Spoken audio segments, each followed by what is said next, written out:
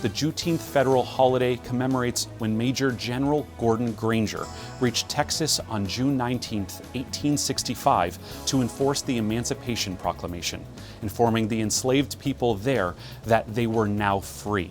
This was 2 years after President Abraham Lincoln had issued the proclamation. The Knights and Ladies of St. Peter Claver, in honor of Juneteenth, sponsored an event June 18th at St. Michael's Cathedral in Springfield. David Martin returns with this story.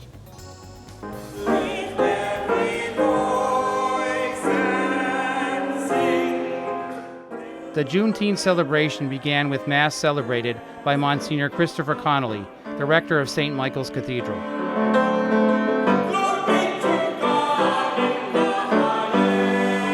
The St. Michael's Music Ministry, which performs at the 8:30 a.m. Mass on Sundays, provided music.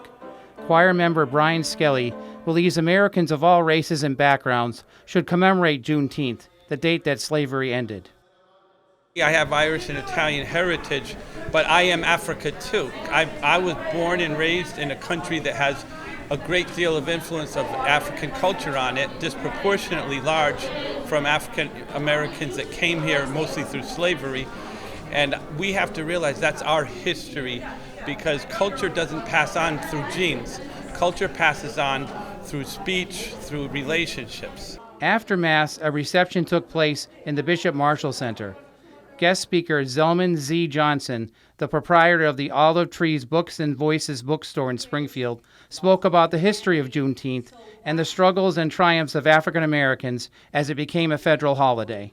What I did was share the story of Juneteenth from a historical perspective on how we got to where we are now and what's in line for us in the future. So as you know, Juneteenth is about Freedom Day.